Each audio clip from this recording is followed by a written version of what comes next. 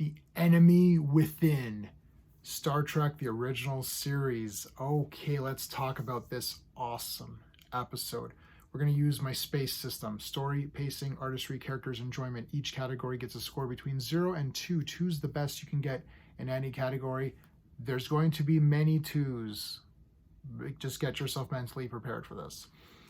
I'm not comparing Star Trek to Star Wars or to Blake's Seven or to Doctor Who, my favorite show. Star Trek is my second favorite show. I've seen all of these at least 4 or 5 times, and I love this episode.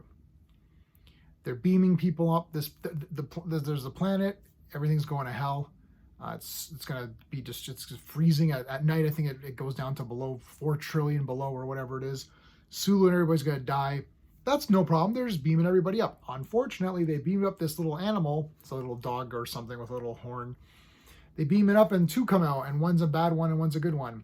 So they beam Kirk back up, and there's one bad one, one good one. And you're like, oh my God, what is going on here? I love this storyline. Basically, you're split into your positive traits and your negative traits. And I loved some of the aspects here where McCoy saying, the negative Kirk was scared and frightened at the thought of dying, and you weren't. So good. I love this story. This one is just so good. Everyone gets a chance to shine. I don't know. Like the stuff with him and Yeoman Rand was kind of scary. We'll get to the characters section, but that was crazy. It's like this Kirk is just like completely insane, right? But you almost need these aspects in order for you to be an effective leader, right? You need to be strong, and sometimes you need to make a decision that isn't the nice thing. There needs to be some aggression there for you to get stuff done, right? It's just done so well. I love the storyline on this one. The pacing, 2 out of 2.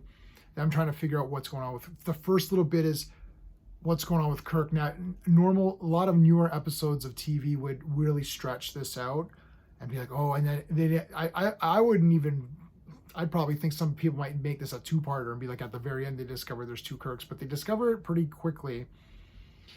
Then they're figuring out what to do. They got to get this guy. They can't kill him because they don't know is that going to kill the captain? Will they merge back? How's that going to work? So they're trying. It's cool because there's a lot of character stuff, but they're also trying to figure out what to do. And the pacing is awesome because at every second you're like, oh, what's going to happen now? What's going to happen now? This might be the best paced one out of all of season 1. I haven't finished season 1 again, so don't hold me to that, but damn, this one is fantastic. The artistry, I'm giving it 2 out of 2. I'd like to mention and remind everybody that I am watching the upgraded versions. Some people may be against that. What do you want? I bought the Blu-rays. I didn't buy them just to have them. I'm watching the upgraded ones. I like it. I don't like special edition Star Wars where they insert Jabba the Hutt into a scene that shouldn't be there. Crap like that, or they add 4 million sand crawlers, and you're like, well, okay. They're not adding stuff as far as I know. They're just fixing some of the effects. They're not changing things. They're not giving Kirk like a beard or something or whatever. I guess this is like, I think it's okay. Obviously, original Star Trek is fine, but I do like the music's great in this one. I like the double Kirk. They did it pretty good. You can't. Of course, sometimes you can tell it's like, oh, that's not the real Shatner, but still, really, really good on the artistry for that. The characters.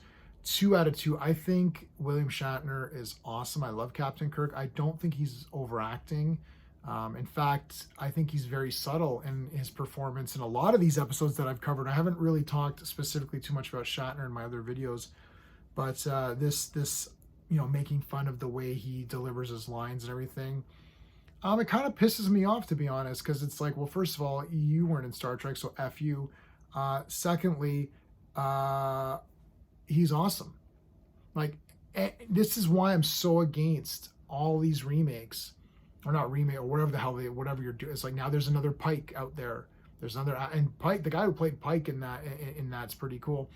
So, we got another Pike out there. We got, a couple of, do we have 2 Kirks now? How many Kirks are out there? How many Spocks are out there? There's like, everyone is playing Spock now. It's like, what? You're not Leonard Nimoy. Get the hell out of here.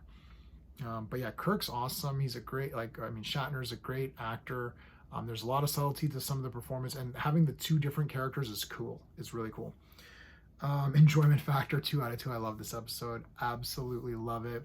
Um, I said this on my last the last one I reviewed got a high score, and I'm like, we're gonna have 2 high scores back to back here. But I'm struggling to find anything I don't like about this episode. Really, I'm trying to be more critical. My friend Clobberin Times, who you've seen on my streams before, he has a channel, and every Saturday they've been dissecting every episode of Star Trek, like all of them, and check them out. They really go in depth, really in depth with their reviews of it.